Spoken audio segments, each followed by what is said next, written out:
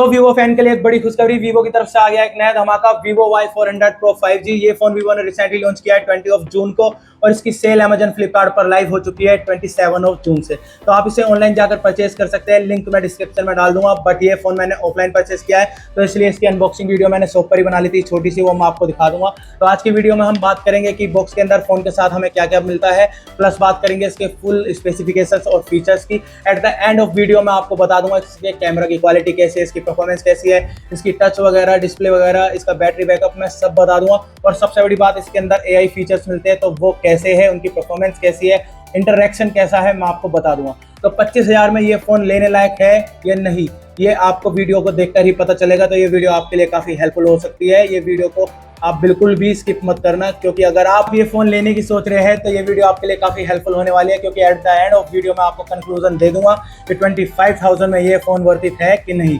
Plus इस phone के साथ में मुझे कुछ फ्री बीज भी मिली है, तो वो क्या क्या है मैं आपको एंड में दिखा दूंगा। चलो अब इसकी अनबॉक्सिंग करते हैं और देखते हैं इसके अंदर क्या क्या है। सो गाइस, अभी हम अपने फोन की अनबॉक्सिंग कर रहे हैं, तो बॉक्स निकाल कर मैं सामने रख देता हूँ। तो सबसे पहले हमें देखने के लिए मिलती है ये क्विक स्टार्ट गाइड। तो फिलहाल के लिए तो मैं इसे बॉक्स में रख देता हूँ। तो ये रहा हमारा नया नवेला फोन। तो चलो अब इसे इसके घूंघट से बाहर निकालते हैं, मतलब इसकी पैकेजिंग से बाहर कर लेते हैं। तो भाई डिवाइस को हाथ में लेते ही मजा सा आ रहा है, मतलब काफी प्रीमियम सा लग रहा है। तो यहाँ पर आप इसका लुक देखिए, साइड में देखिए कि मतलब ये कितना, इसकी थिकनेस देखिए कितना स्लिम है। ये मैं आपको 360 घुमाकर दिखा देता हूँ। तो यहाँ पर देखिए, और बैक पे ये गोल्ड कलर क्या प्रीमियम लुक दे रहा है। डिजाइन तो मतलब बढ़िया ही लग रहा है, कह नहीं क्या, मतलब मस्त लग रहा है। यहाँ पर साइड में देखिए वॉल्यूम बटन और पावर ऑफ बटन दिया गया है। और दूसरी तरफ इसका क्रोम चेक कीजिए यार, मतलब मजा सा आ रहा है। यहाँ पे एक नीचे स्पीकर मिल जाता है और एक स्पीकर ऊपर मिल जाता है, मतलब डुअल स्पीकर सेट है। एक माइक्रोफोन ऊपर मिल जाता है, एक माइक्रोफोन नीचे मिल जाता है, मतलब डुअल माइक इसके अंदर। ये हमारी सिम जैक करने की ट्रे है और यहाँ पर ये टाइप सी पोर्ट है हमारा चार्जिंग के। ये इसका मेन सेंसर कैमरा है, ये डेप्थ सेंसर कैमरा है, ये फ्लैश लाइट है और यहाँ पर नीचे IR ब्लास्टर है। और इसका फ्रंट में भी 32 मेगापिक्सल कैमरा मिल जाता है यहाँ पर, मतलब 32 मेगापिक्सल का कैमरा है। तो यार मतलब फोन की क्वालिटी तो मुझे बहुत बढ़िया लग रही है। डिजाइन सब बढ़िया, क्रोम व्रोम सब बढ़िया है, एकदम प्रीमियम लुक आ रहा है। फोन को जरा मैं साइड में रख देता हूँ और देखते हैं बॉक्स के अंदर और क्या क्या मिलता है देखने के लिए। तो यहाँ पर ये इसके अंदर है एक सिलिकॉन कवर है। तो आपको पता ही है यार, सिलिकॉन कवर तो ऐसी होते हैं, हल्के फुल्के, क्वालिटी ऐसी होती है एवरेज सी। इसे लगाकर देख लेते हैं, थोड़ा बहुत तो प्रोटेक्ट कर ही देगा हमारे फोन को गिरने विरने से, थोड़ा बहुत तो बचा ही लेगा। बाकी अभी तक जब तक नहीं है सीधे काम चला लेंगे। क्वालिटी ओके है, इतना बढ़िया नहीं है भाई, इससे फोन की सेफ्टी नहीं हो पाएगी। हम तो वही लेंगे भाई, आर्मर वाला, शॉक प्रूफ वाला। बाकी ये इसका 90 वोल्ट का फ्लैश चार्जर है, जो कि फ़ोन को 19 मिनट में ही 50% तक चार्ज कर देता है। यहाँ पे USB-A टाइप है और इसमें जो आउटपुट है इसका, मतलब वोल्ट और एम्पियर, मैं आपको मेंशन कर दूंगा, शायद कैमरा में ना दिख पाए। तो इसे हम साइड में रख देते हैं। यहाँ पर ये इसका सिम इजेक्टिंग टूल है, मतलब ये पिन है ट्रे को इजेक्ट करने के लिए, जो सिम की ट्रे होती है उसे इजेक्ट करने के लिए इसे साइड रख देते हैं। यहाँ पर ये इसकी डाटा केबल है, मतलब charging cable, USB-A to Type-C, ठीक है। तो ये इसकी मैं पास से दिखाता हूँ, इसे भी हम साइड में रख देते हैं। बाकी इसके साथ में और क्या है बॉक्स के नीचे देख लेते हैं। तो ये हमारा बिल है भाई, इसे तो मैं छुपा ही लेता हूँ। बाकी ये इसका वारंटी कार्ड है, हाँ ये इसका वारंटी कार्ड है। तो आप ये देख लीजिए, मैं सीधा करके आपको दिखाया था, ये इसका वारंटी कार्ड है। और ये इसका बारकोड है, मतलब इस पर लिखा हुआ है कि ये 8GB और 128 GB की रोम के साथ में। तो ये सारा सामान मैं समेट कर बॉक्स में रख लेता हूँ और फिर बॉक्स को मैं ऐसा करता हूँ, साइड में रख लेता हूँ। अभी मैं फ़ोन को सीधा करके ऑन कर लेता हूँ, यहाँ कैमरा के सामने है। सो गाइस, फ़ोन अभी नया है ना, तो इसलिए टाइम तो लेगा स्टार्ट होने में, क्योंकि मैंने इसे रीसेट कर दिया था। बाकी आगे जाके मैं ना इसकी सारी सेटिंग स्किप कर दूँगा और फिर दिखाऊंगा आपको। और मैं आपको 4-5 दिन यूज़ करूँगा फ़ोन को, और उसके बाद में इसकी टच वगैरह कैसी है, इसके कैमरा की क्वालिटी कैसी है, इसकी परफॉर्मेंस कैसी है, मैं आपको सब बता दूँगा एंड तक कि 25,000 में ये वर्थ इट है कि नहीं। सब कुछ चेक करके मैं आपको बता दूँगा। सो गाइस, अभी 4 से 5 दिन हो गए मुझे इस फ़ोन का यूज़ करते हुए, और इसकी वेबसाइट पर जो इसके कुछ की फीचर्स हाईलाइट्स किए हुए हैं और जो इसकी स्पेसिफिकेशंस मेंशन की हुई है, मैंने उन्हें भी क्रॉस वेरीफाई कर लिया है। और उसके बाद में मैं ये कह रहा हूँ भाई, मानना पड़ेगा फ़ोन दमदार तो है, लेकिन ये मेरा फाइनल कंक्लूजन नहीं है। फाइनल कंक्लूजन देखने के लिए वीडियो को एंड तक जरूर कर देखना और बिल्कुल भी स्किप मत करना, ताकि आपको क्लियरिटी मिल जाएगी 25,000 में ये फ़ोन वर्थ इट है कि नहीं। चलो अब इसके कुछ स्पेसिफिकेशंस के बारे में बात करते हैं। तो इस फोन के अंदर हमें वीवो का अपना OS का लेटेस्ट वर्जन देखने के लिए मिल जाता है, Fun Touch 15, और एंड्रॉइड का भी लेटेस्ट वर्जन देखने के लिए मिल जाता है, एंड्रॉइड 15। साथ में वीवो ने गारंटी ली है कि आने वाले 2 एंड्रॉइड वर्जन के अपडेट इस फोन के लिए प्रोवाइड किए जाएंगे। तो मतलब आगे जाके इस फोन के अंदर हमें एंड्रॉइड 16 और एंड्रॉइड 17 भी देखने के लिए मिलेगा, जो कि बहुत बढ़िया बात है। चलो अब बात करते हैं इसकी डिस्प्ले की। तो इसके अंदर हमें 6.77 इंच की full HD plus AMOLED 3D curve display मिलती है, जिसका रेजोल्यूशन है 2392x1080 पिक्सल, जिसकी पिक्सल पर इंच है 387 ppi। मतलब इसमें जो इमेज क्वालिटी, जो पिक्चर क्वालिटी देखने के लिए मिलेगी इसकी डिस्प्ले पे, वो बहुत बेहतरीन मिलेगी, हाई रेजोल्यूशन में मिलेगी, हमारे फोन को यूज करने के एक्सपीरियंस को और भी ज्यादा एनहेंस कर देगी। साथ ही में इसके अंदर 120 हर्ट्ज का रिफ्रेश रेट मिल जाता है और 300 हर्ट्ज की हाई स्पीड सैम्पलिंग रेट मिल जाता है, high speed touch sampling rate मिल जाता है। मतलब हमारे जो गेमिंग एक्सपीरियंस है वो और भी ज़्यादा एनहेंस हो जाएगा गेमिंग करते हुए। चाहे आप पबजी खेलो या फ्री फायर खेलो, कितना भी फटाफट इस पर टच करो, टच का कोई डिले नहीं, कोई लैगिंग नहीं, कोई इशू नहीं।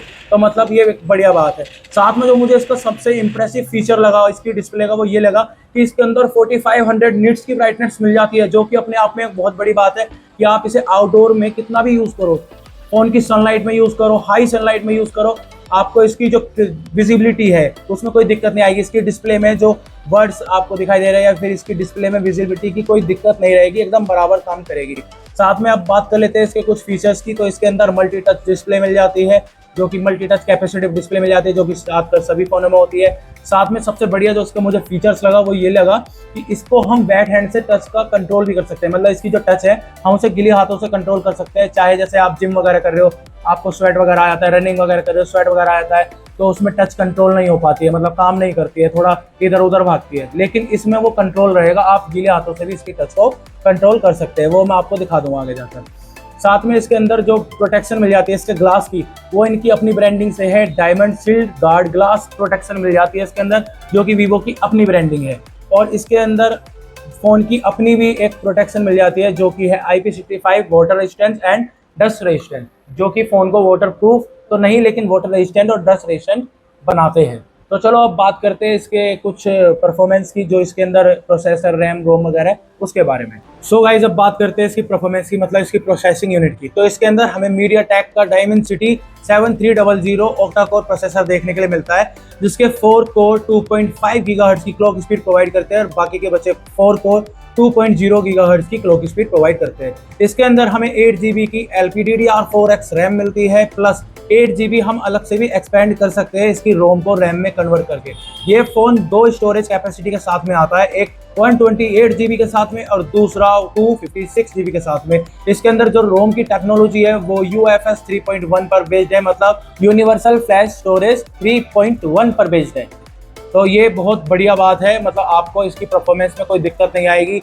आप इस पर मल्टीटास्किंग कर सकते हो, हैवी गेम खेल सकते हो, अभी तक कोई इशू नहीं है। और मैं आपको एक चीज़ और बताया था कि इसको ON22 पे 7,21,000 का स्कोर रेट मिला है, तो ये एक अच्छी बात है। अब चलते हैं इसके कैमरा क्वालिटी के ऊपर, इसके कैमरा के स्पेसिफिकेशंस के ऊपर।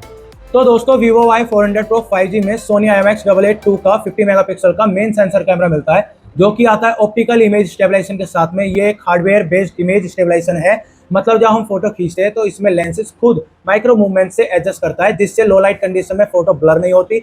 और वीडियो रिकॉर्डिंग के दौरान ये रियल टाइम शेक को भी कम करता है, जिससे आपको मिलेगा एक स्मूथ और स्टेबल वीडियो एक्सपीरियंस। इसके साथ साथ वीवो का अपना सॉफ्टवेयर बेस्ड स्टेबलाइजेशन यानी कि इलेक्ट्रॉनिक इमेज स्टेबलाइजेशन भी काम करता है, जिससे फोटो और वीडियो की क्वालिटी और भी ज़्यादा इंप्रूव हो जाती है।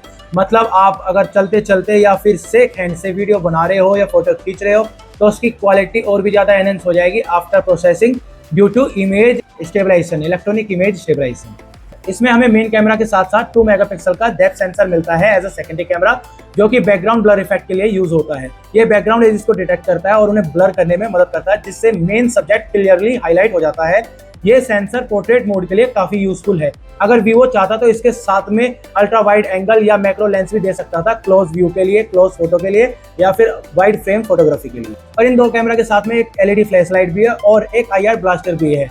IR ब्लास्टर है, IR LED नहीं है, तो आप बिल्कुल भी कंफ्यूज मत होना, क्योंकि ये 2 कैमरा के साथ दिया गया है। तो ये मैं सोचना कि फोटोग्राफी से इसका कोई लिंक है, इसका कोई लिंक नहीं है फोटोग्राफी से। ये हमारे जो डिवाइसेस हैं उनको रिमोटली एक्सेस करने के लिए यूज होगा। हम अपने फ़ोन को एज अ रिमोट यूज़ कर सकते हैं अपने डिवाइसेस को ऑपरेट करने के लिए, बस इस IR ब्लास्टर का इतना ही यूज़ है। अब चलते हैं इसके फ्रंट कैमरा की तरफ। तो अब बात करते हैं इसके फ्रंट कैमरा की। तो यहाँ पर हमें 32 मेगापिक्सल का सेल्फी कैमरा देखने को मिलता है, जो सेल्फी फोटो और सेल्फी पोर्ट्रेट के लिए काफ़ी अच्छे रिजल्ट देता है। इमेज की डिटेल्स भी काफ़ी शार्प आती है और स्क्रीन की टोन भी काफ़ी नेचुरल दिखती है। तो ये तो बात रही इसके कैमरा के कुछ स्पेसिफिकेशंस की। अब बात करते हैं इसके कैमरा के कुछ फीचर्स की। तो इस Vivo Y400 Pro 5G के दोनों ही कैमरा से, यानी कि फ्रंट और बैक कैमरा से हम 4K क्वालिटी में वीडियो रिकॉर्ड कर सकते हैं, वो भी 30 FPS के रेट पर। साथ ही में इन दोनों कैमरा में ही हमें सोनी मल्टीफोकल पोर्ट्रेट मोड देखने के लिए मिल जाता है, जिसमें हम 1x, 1.5x और 2x के जूम पर पोर्ट्रेट फोटो क्लिक कर सकते हैं, बिल्कुल स्टूडियो टाइप, वो भी लेंस चेंज करे बिना। इसके साथ साथ हमें डुअल मोड रिकॉर्डिंग देखने के लिए मिलता है, मतलब हम फोन के बैक कैमरे और फ्रंट कैमरे से एक साथ वीडियो रिकॉर्ड कर सकते हैं। साथ ही में नाइट फोटोग्राफी के अंदर इसके फ़ोन के अंदर, इसके कैमरा के अंदर हमें नाइट मोड अलग से मिलता है, जिसमें हम लो लाइट कंडीशन भी अच्छी खासी इमेज क्लिक कर सकते हैं, जो कि हमारे फोटोग्राफी के एक्सपीरियंस को और भी ज़्यादा एनहेंस कर देते हैं। तो ये तो कुछ स्पेसिफिकेशंस और कुछ फीचर्स रहे इसके कैमरा के। अब बात करते हैं इसकी बैटरी की। तो इसके अंदर हमें 5500 mAh की बैटरी मिल जाती है, लिथियम आयन बैटरी, जो कि 90 वोट का फ्लैश चार्ज सपोर्ट करती है। मतलब 19 मिनट में ही हम फ़ोन को 0 से 15% तक चार्ज कर सकते हैं। यहाँ पर मैंने फ़ोन को खुद पर्सनली चार्ज करके देखा है, मेरा 20% से लेकर 100% तक फ़ोन फुल चार्ज हो गया था सिर्फ और सिर्फ 30 मिनट्स में। और इसका जो बैटरी बैकअप है वो लगभग 24 घंटे का है, जिसमें मैंने 2 घंटे की 2 मूवी देखी है और चैटिंग वगैरह भी करी है और नेट भी चलाया है और वैसे भी एंटरटेनमेंट गेमिंग वगैरह भी करी है। तो इसमें बैटरी बैकअप काफ़ी अच्छा देखने के लिए मिला है। अब चलते हैं इसकी नेटवर्क टेक्नोलॉजी के ऊपर। तो इसके अंदर डुअल सिम 5G सपोर्ट मिलता है, मतलब दोनों सिम पे एक साथ में ही 5G सपोर्ट देखने के लिए मिलेगा, सिम चेंज नहीं करनी पड़ेगी, दोनों स्लॉट में 5G है। बाकी इसका वाईफाई है वो डुअल बैंड पर है 2.4 गीगाहर्ट्ज और 5 गीगाहर्ट्ज के। इसके अंदर जो ब्लूटूथ है वो 5.4 वर्जन देखने के लिए मिलता है और साथ ही में इसके अंदर एंड्रॉइड के कुछ तगड़े AI फीचर्स देखने को मिलते हैं। सबसे जबरदस्त AI फीचर है इसका AI इरेजर 2.0, जिसकी मदद से आप अपने फोटो में से अनवांटेड ऑब्जेक्ट को इजीली इरेज कर सकते हो। ये फीचर ऑब्जेक्ट को पहले डिटेक्ट करता है, उसके बाद में फोटो के बैकग्राउंड का सैंपल लेके उस ऑब्जेक्ट के पीछे के बैकग्राउंड को ऑटोमेटिकली रीजनरेट कर देता है। रिजल्ट इतना नेचुरल लगता है कि लगभग 95% तक ओरिजिनल जैसा ही दिखता है, कि मानो वहां पर कभी कोई ऑब्जेक्ट था ही नहीं। इसके साथ साथ में इसके और भी AI फीचर्स इस फोन में आते हैं, उनके बारे में भी मैं आपको बता देता हूँ, जैसे कि AI स्पीच टू टेक्स्ट, मतलब जो भी आप बोलोगे उसे टेक्स्ट में कन्वर्ट कर देगा। AI नोट असिस्ट, मतलब जो भी नोट्स आप इसे दोगे उसको समराइज कर देगा, उसे ऑर्गेनाइज कर देगा। AI सर्कल टू सर्च, मतलब जो भी इमेज पे आप सर्कल करोगे उसके सर्च रिजल्ट तुरंत दिखा देगा। AI स्क्रीन ट्रांसलेशन, मतलब जो भी स्क्रीन पर होगा उसे रियल टाइम ट्रांसलेट कर देगा। AI फोटो टू डॉक, मतलब जो भी डॉक्यूमेंटेड फोटो होगी उसे डायरेक्ट एक डिजिटल फाइल में कन्वर्ट कर देगा। और लास्ट में, अभी कंफर्म नहीं है ये जो मैं आपको बता रहा हूँ, लेकिन इसके अंदर रियल टाइम लाइव कॉल पर ऑडियो ट्रांसलेशन भी मिलता है। मतलब ये अभी कंफर्म नहीं है, लेकिन ड्यूरिंग कॉल आपकी जो ऑडियो है उसे ये ट्रांसलेट कर देता है, जिसे मैं कंफर्म करके आपको बता दूंगा, कमेंट सेक्शन में मैं कमेंट पिन करके बता दूंगा। तो ये इसके कुछ AI फीचर्स हैं जो मैंने आपको बता दिए। अब बात कर लेते हैं इसकी डायमेंशन की और इसके वेट की। तो Vivo Y400 Pro 5G एक स्लिम और लाइट वेट फोन है। इसकी थिकनेस सिर्फ 7.5 mm है, हाँ सिर्फ 7.5 mm, और इसका वेट सिर्फ 182 ग्राम का है, जो हैंड फील को काफी कंफर्टेबल बनाता है। चलिए अब चलते हैं इसके कैमरा की टेस्टिंग की तरफ और करते हैं इसके कैमरा की, फ्रंट कैमरा की और बैक कैमरा की फुल टेस्टिंग। लो लाइट कंडीशन में, डे लाइट कंडीशन में इसका पोर्ट्रेट मोड, इमेज स्टेबलाइजेशन और इसका हर एक पार्ट जो इसके कैमरा में पॉसिबल है, तो हम सब चेक करेंगे और फिर मैं आपको इसका फाइनल कंक्लूजन दूंगा कि 25,000 में ये फोन वर्थ इट है कि नहीं। तो चलो अब इसके कैमरा की टेस्टिंग करते हैं।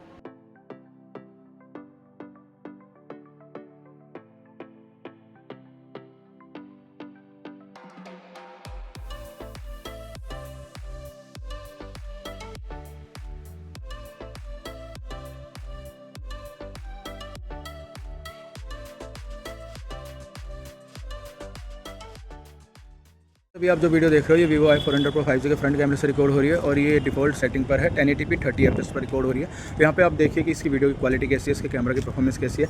मैं आपको थोड़ा सा जज करने में हेल्प कर देता हूँ कि यहाँ पे तो एक ही फ्रेम के अंदर 2 सीन आ रहे हैं, मतलब एक तो लाइट ब्राइट सीन आ रहा है और एक मतलब मेरा फेस अगर डार्क है, पीछे ब्राइट है तो मेरा फेस डार्क दिखना चाहिए। लेकिन क्या है कि जो इसकी सॉफ्टवेयर है उसने क्या किया है कि मेरे फेस को ब्राइट करने के चक्कर में, उसे एनहेंस करने के चक्कर में उस पर एक्सपोजर मारा है, ठीक है। उस पर एक्सपोजर लगाए तो क्या है कि जो पीछे की चीज़ें हैं वो वॉश आउट हो गई है, जैसे स्काई वॉश आउट हो गया, क्लाउड वॉश आउट हो गया। स्काई का जो रंग है वो नीला आना चाहिए। अभी मौसम इतना ज़्यादा बेकार भी नहीं है, स्काई नीली दिख रही है, लेकिन फिर भी क्या है कि इसने उसको वॉश आउट कर दिया है। अगर मैं घूम जाता हूँ फ्रेम में, अगर लाइट की डायरेक्शन में खड़ा रहता हूँ जहाँ से लाइट आ रही है, तो यहाँ पर आप साफ साफ देख सकते हो कि अभी क्या है कि इसके जो डायनेमिक रेंज है वो बढ़िया आ रही है, दोनों ही चीज़ों को बैलेंस कर रहा है, अच्छे से प्रॉपरली बैलेंस कर रहा है। यहाँ पर आप देखिए कि यहाँ पर इसको ना मेरे फेस पे डार्क, मतलब मेरे फेस पे क्या है कि एक्सपोजर करने की जरूरत नहीं पड़ रही है, तो फिर इसने क्या करा है तो पीछे के बैकग्राउंड की डिटेल को ले लिया है। लेकिन अगर ये मेरे फेस पे खुद से एक्सपोजर दे रहा है तो पीछे का गया भाई। ठीक है। तो ये इसके फ्रंट कैमरे की कुछ क्वालिटी है, मैंने आपको दिखा दी है। अब मैं इसके 4K से करता हूँ रिकॉर्डिंग और कुछ मैं आपको बताता हूँ। अब जो वीडियो देख रहे हो ये Vivo Y400 Pro 5G के फ्रंट कैमरे से रिकॉर्ड हो रही है 4K क्वालिटी पर 30 FPS के रेट पर। ये डिफॉल्ट सेटिंग पर है, मैंने कोई छेड़छाड़ नहीं करी है। तो यहाँ पर इसके कैमरा की जो परफॉर्मेंस है वो कैसी है मैं आपको, जो वीडियो क्वालिटी कैसी आ रही है वो भी मैं आपको बताया। तो सबसे पहले इसकी जो वर्किंग है मैं आपको वो समझा देता हूँ। जो लेंस है, लेंस के जो अपर्चर है वो डिसाइड करता है कि कितना अमाउंट ऑफ लाइट सेंसर पर जाकर गिरेगा, ठीक है। सेंसर क्या करता है, जो लाइट आ रही है, जो डिटेल आ रही है उसे कैप्चर करता है। फिर ISP का काम आता है। ISP क्या करता है, जो सेंसर पे आके इमेज गिरी है यानी कि जो लाइट गिरी है, ठीक है, और जो डिटेल आई है उसको प्रोसेस करने का काम यानी कि ISP क्या करेगा, इमेज सिग्नल प्रोसेसर ये प्रोसेस करेगा। और फिर रोल जो इसमें बनता है ना वो बनता है dynamic range, high dynamic range. उसका क्या काम होता है, एक ही फ्रेम के अंदर अगर जो लाइट सीन आ रहा है, ज़्यादा ब्राइट सीन आ रहा है और जो डार्क सीन आ रहा है जैसे नीचे का और मेरा फेस है, उसको कितना बैलेंस करता है, उसके एक्सपोजर को कितना बैलेंस करता है, ये काम करेगा हाई डायनेमिक रेंज। तो यहाँ पे जो इसकी डायनेमिक रेंज है वो मैं आपको बताता हूँ। ये क्या है कि मेरे फेस पे एक्सपोजर लगा रहा है, ठीक है, मेरे फेस को दिखाने के लिए, उसकी डार्कनेस को हटाने के लिए, ठीक है, क्योंकि लाइट इंटेंसिटी पीछे से आ रही है, ठीक है। तो इसमें क्या है कि मेरा फेस डार्क होगा, उसने एक्सपोजर लगाया और जो पीछे की चीज़ है एक्सपोजर लगाने के बाद में वो वॉश आउट होती नजर आ रही है। जैसे स्काई का प्रॉपर कलर नहीं आ रहा है, ठीक है, क्लाउड्स वगैरह जो वॉश आउट हो रहे हैं। अगर मैं पूरा फ्रेम में आ जाता हूँ, यहाँ पे देखिए आप, ठीक है, अगर मैं फ्रेम से हट जाता हूँ तो कुछ इस तरह का आना चाहिए, ठीक है। यहाँ पे इसको एक्सपोजर लगाने की जरूरत नहीं पड़ रही है, ये क्या बैकग्राउंड पे उठा रहा है। लेकिन जैसे ही फोरग्राउंड में कोई मेन सब्जेक्ट आता है तो ये एक्सपोजर लगाता है उस पर और बैकग्राउंड की डिटेल वॉश आउट हो जाती है। तो यहाँ पे क्या है कि मुझे ना ये कैमरा थोड़ा अंडररेटेड लग रहा है, ठीक है, लेकिन कोई बात नहीं। जो अपना सेल्फी वगैरह बनाता रहता है, वीडियो वगैरह यूट्यूब पे डालने के लिए या फिर इंस्टाग्राम शॉर्ट डालने के लिए, इंस्टाग्राम पे रील वगैरह डालने के लिए, उनके लिए बढ़िया है। जिन्हें अपनी इमेज पे फिल्टर और इफेक्ट लगाने की जरूरत पड़ती है, लेकिन ठीक है, उनके लिए तो बढ़िया है। लेकिन जो प्रोफेशनल काम करते हैं, जिनके लिए डिटेल मैटर करते हैं, जो ब्लॉगिंग वगैरह करते हैं, उनके लिए थोड़ा सा कैमरा अंडररेटेड है, तुम्हारी एक्सपेक्टेशन को मीट नहीं कर पाएगा। तो ये तो होगी इसकी परफॉर्मेंस। अब चलो इसके बैक कैमरा से, रियर कैमरे से वीडियो रिकॉर्ड वगैरह करके देखते हैं, वहाँ पर देखते हैं इसकी क्वालिटी कैसी आ रही है। जो वीडियो देख रहे हो ये Vivo Y400 Pro 5G के फ्रंट कैमरे से रिकॉर्ड हो रही है। मैंने इसे डिफॉल्ट सेटिंग पर ही रखा है और 1080p 30 FPS पर ही रिकॉर्ड हो रही है, ठीक है। तो आप इसमें क्वालिटी देख सकते हो कि नाइट में वीडियो की क्वालिटी कैसी आ रही है, ठीक है। यहाँ पर ये लाइट है तो लाइट के आसपास जो डिज़ाइन है उसको इसने वॉश आउट नहीं करा है और जो ग्रीन कलर है उसको भी बैलेंस करके रखा है और ओवरऑल मेरी स्किन टोन को भी काफ़ी अच्छा करके रखा है नाइट में। तो मुझे इसकी क्वालिटी नाइट में तो अच्छी लग रही है। मैंने ज़्यादा लाइट भी नहीं जलाई है इतनी और उसके बाद भी अच्छी क्वालिटी आ रही है। मतलब इसने काफ़ी बैलेंस करके रखा है, स्किन टोन वगैरह बढ़िया रखी है और मतलब ऐसा चेहरा काफ़ी डल सा भी नहीं आ रहा है, डार्क भी नहीं आ रहा है। नाइट के हिसाब से इसने काफ़ी मैनेज करके रखा है। सो गाइस अभी आप जो वीडियो देख रहे हो ये Vivo Y400 Pro 5G के रियर कैमरे से रिकॉर्ड हो रही है और ये अपने डिफ़ॉल्ट मोड पर है। सेटिंग में मैंने कोई छेड़छाड़ नहीं की है, कोई इसमें इफेक्ट वगैरह नहीं लगाया है और ये 1080p पर रिकॉर्ड हो रही है 30 FPS पर। तो यहाँ पर आप इसकी वीडियो की क्वालिटी चेक कर सकते हो, इसके कैमरा की परफॉर्मेंस चेक कर सकते हो कि परफॉर्मेंस कैसी है। और आप बैकग्राउंड पर जरा नज़र डालिए, क्योंकि मेरे हाथ में फ़ोन नहीं है तो मैं आपको रियल टाइम नहीं बता सकता कि अभी इसकी परफॉर्मेंस कैसी आ रही है। जब वीडियो रिकॉर्ड हो जाएगी तो at the end of video मैं आपको कंक्लूजन दे दूँगा कि इसके जो रियर कैमरे हैं उसके रिकॉर्डिंग कैसे आ रही है। यहाँ पर मैं आपको एक चीज़ बता देता हूँ कि इसका ऑप्टिकल इमेज स्टेबलाइजेशन और इलेक्ट्रॉनिक इमेज स्टेबलाइजेशन दोनों ही काम करेंगे, ठीक है। तो यहाँ पर वीडियो परफॉर्मेंस अच्छी आनी चाहिए। तो अभी तो मेरे हाथ में फ़ोन नहीं है तो मैं बता नहीं सकता हूँ, बाकी वीडियो चेक करके मैं बता दूँगा। अभी आप सब चीज़ नोटिस करना, जो बैक में क्लाउड्स आ रहे हैं, पीछे बिल्डिंग है, उसमें जो बिल्डिंग का इनर पार्ट है उसमें डार्कनेस कितनी है। मतलब जैसे जो इसकी बालकनी है, कॉरिडोर है बिल्डिंग का, तो उसमें मतलब ये डार्कनेस दिखा रहा है या उसकी दीवारों को दिखा पा रहा है, ये छोटी छोटी डिटेल है। हम बाद में सब कुछ एनालाइज करेंगे और फिर मैं एट द एंड आपको इसका रिजल्ट बताऊँगा। At the end of video मैं आपको इसका रिजल्ट बता दूँगा कि इसकी क्वालिटी कैसी है। वीडियो देख रहे हो ये Vivo Y400 Pro 5G के बैक कैमरे से रिकॉर्ड हो रही है, रियर कैमरे से, और ये 1x पर हो रही है, 1080p और 30 FPS पर हो रही है, ठीक है। 1x जूम पर है, मैं आपको दिखा देता हूँ इसकी क्वालिटी कैसी आ रही है वीडियो की 1x पर। यहाँ पर मैं इसे 2x कर देता हूँ, ठीक है। 2x पर आप देख सकते हो कि 2x पर इसकी क्वालिटी कैसी आ रही है, ठीक है। मेट्रो ट्रैक पर देख सकते हो जो वायर्स वगैरह आ रही है, तो ये डिटेल में कितना दिखा पा रहा है आप वो भी चेक कर सकते हो, ठीक है। बाकी मैं आपको इसे थोड़ा 3x पर कर देता हूँ। यहाँ पर ये 3x पर है, आप इसकी क्वालिटी देख सकते हो कैसी आ रही है। 3x पर मेट्रो जा रही है, इसकी डिटेल ये कितनी दिखा पा रहा है। अब मैं इसे 5x कर देता हूँ, ठीक है। यहाँ पर ये 5x है, तो 5x पे इसकी क्लैरिटी कितनी आ रही है आप यहाँ पर देखिए कितनी डिटेल पे ले रहा हूँ, ठीक है।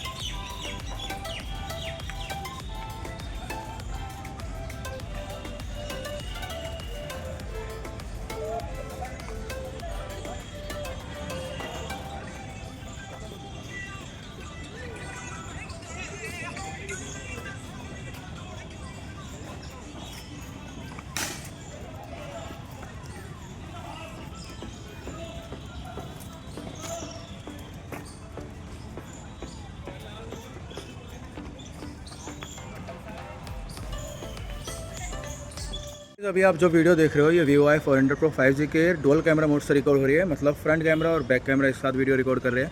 तो यहाँ पर आप देख सकते हो कि वीडियो क्वालिटी कैसी आ रही है इस मोड में। तो जो बैक कैमरा है उसमें जो स्काई है उसको वॉश आउट नहीं करा है, डायनेमिक रेंज अच्छी आ रही है, टावर वगैरह है वहाँ पर स्ट्रक्चर चेक कीजिए।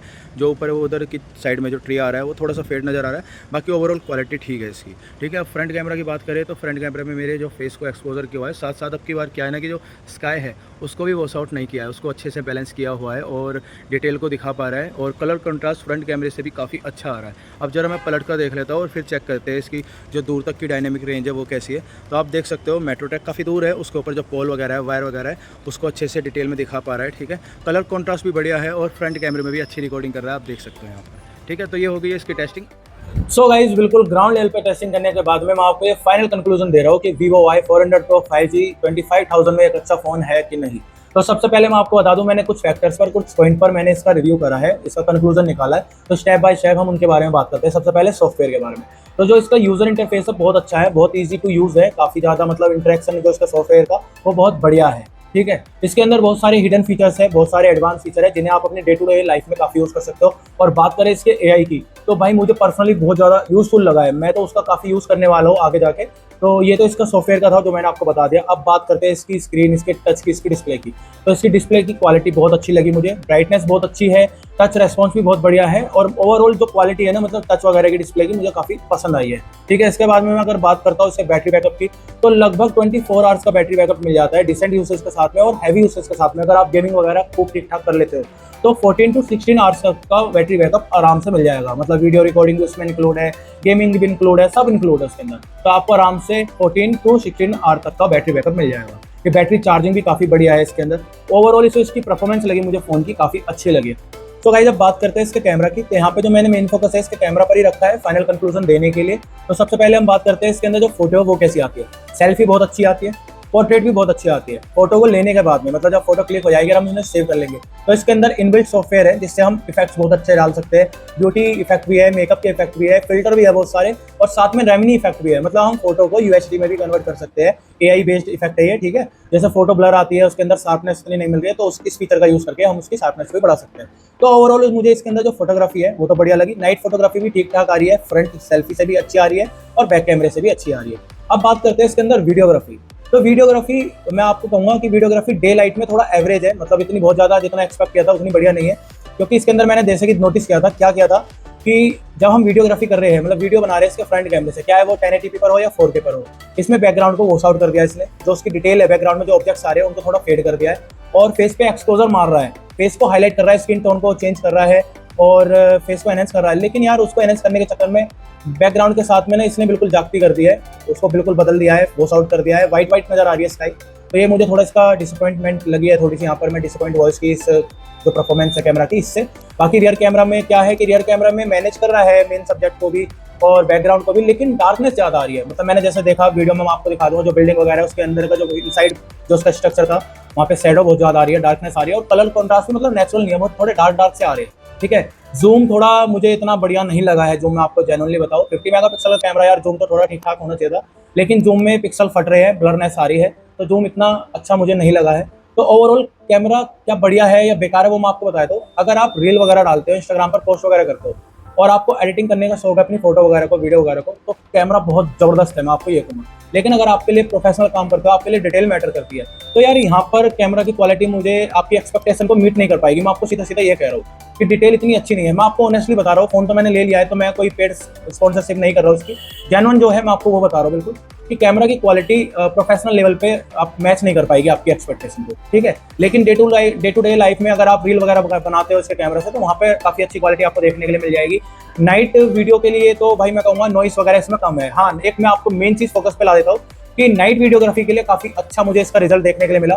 कलर कॉन्ट्रास्ट काफ़ी बैलेंस है और जो नॉइस है वीडियो के अंदर वो काफ़ी कम देखने के लिए मुझे मिली है। मतलब जो इसमें फ्रंट कैमरा है उसमें मैंने जब सेल्फी रिकॉर्ड करी थी, वीडियो रिकॉर्ड करी थी, तो उसमें नॉइस बहुत कम थी, तो वो चीज़ मुझे काफ़ी अच्छी लगी है। बाकी ओवरऑल आपको मैं बताऊंगा, प्राइस रेंज को कंसीडर करते हुए तो भाई फ़ोन एकदम बढ़िया है। कैमरा क्वालिटी भी भाई मतलब फ्लैगशिप फ़ोन है इस सेगमेंट में, तो भाई आपको इसी तरह की क्वालिटी मिल पाएगी। अगर आप प्रोफेशनल क्वालिटी लेना चाहते हो तो आपको बजट थोड़ा 60-70 हज़ार का करना पड़ेगा। तो आपको कैमरा में क्वालिटी थोड़ी प्रोफेशनल लेवल की मिल पाएगी, डिटेल में आपको चीज़ें दिख पाएगी। लेकिन अगर आप 25,000 20,000 इस रेंज में हो तो भाई फ़ोन बढ़िया है। मैं आपको यही कहूँगा कि फीचर्स बहुत शानदार है, सॉफ्टवेयर काफ़ी अच्छा है, यूज़र इंटरेक्शन बहुत अच्छा है, परफॉर्मेंस काफ़ी अच्छी है, बैटरी बैकअप भी बहुत बढ़िया है, चार्जिंग बहुत जल्दी हो जाती है।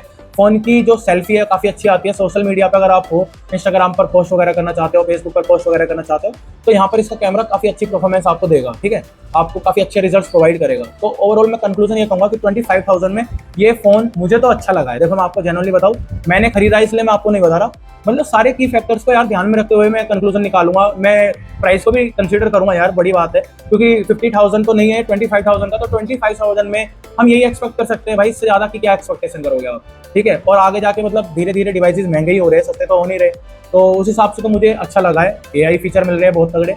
तो ओवरऑल ये मेरा फाइनल कंक्लूजन यही है कि 25,000 में ये फ़ोन वर्थित है। आप आराम से नो डाउट इसको ले सकते हो। और आई होप कि जो मेरी वीडियो है इससे आपको थोड़ा बहुत हेल्प भी मिल जाए और आपके डाउट भी क्लियर हो जाए। तो इस वीडियो को हम यहीं पर ही खत्म करते हैं। आई होप कि आपको ये वीडियो अच्छी लगी होगी, तो लाइक करना, शेयर करना। और मेरी बहुत मेहनत लग गई इस वीडियो पे, मतलब मैं सीधा सीधा कह सकता हूँ कि पसीने छूट गए इस वीडियो को बनाने में। तो भाई वीडियो को शेयर जरूर करना, बिल्कुल शेयर करनी ही है आपको ये वीडियो, और चैनल को सब्सक्राइब करना ताकि आपको और भी ज़्यादा अनबॉक्सिंग वीडियो मिल पाए, फ़ोन की और गैजेट्स की अनबॉक्सिंग वीडियो मिल पाए, और आपको मैं कंक्लूजन दे पाऊँ कि वो डिवाइस आपके लिए बढ़िया रहेगा कि नहीं रहेगा। तो आने वाली और भी अच्छी वीडियो के लिए और अपकमिंग अनबॉक्सिंग वीडियो के लिए चैनल को सब्सक्राइब करना और बेल आइकन को दबाना बिल्कुल मत भूलना। फिर मिलते हैं एक नई वीडियो में, नए टॉपिक के साथ, नई अनबॉक्सिंग वीडियो के साथ। तब तक के लिए गुड बाय, टेक केयर, जय हिंद, वंदे मातरम।